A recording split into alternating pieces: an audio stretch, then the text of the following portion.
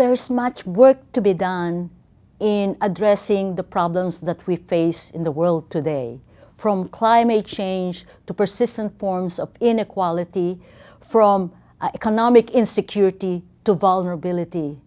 But a comprehensive understanding of the full aspect of the economy involving not just the market, but also non-market sector is important to understand better the issues that and problems that we are challenged today. I'm Maria Floro. I'm a professor of economics at American University.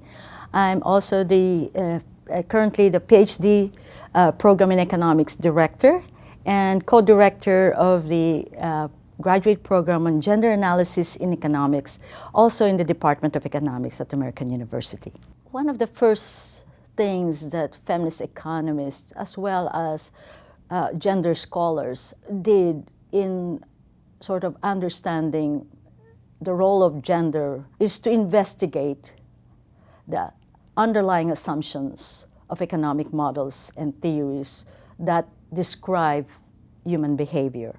It also explored the extent to which these assumptions are used to build the analytical framework or conceptual framework for policymaking and also for deciding what data and statistics ought to be collected, even to the point of defining what we mean by work, what is considered as work. These underlying assumptions and premises have broader implications beyond just economic theories and debates. What they have done is to explore and analyze critically these premises and assumptions and expose or reveal the androcentric or male-centered bias of these assumptions. A very good example of this is household economics. The sort of work of Gary Becker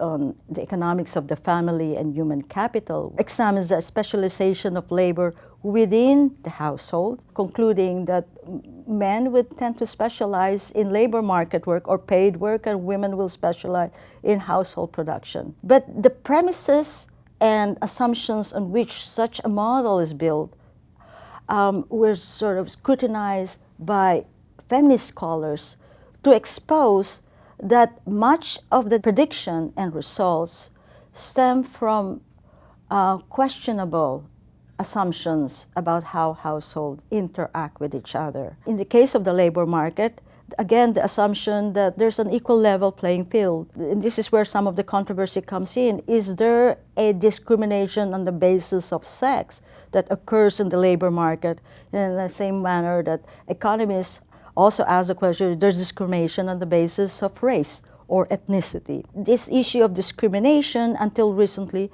has been difficult to prove because, discrimination takes various forms and it's not only manifested in what we call quantifiable indicators. This aspect of discrimination in the labor market permeates not just at the level of earnings or what we call gender wage gap, but also in terms of promotion, the type of jobs, the promotion, tenure, and sort of so-called breaking the glass ceiling. And also the fact that women tend to crowd into professions or jobs that are what's considered more nurturing in nature, related to the work that they do at home.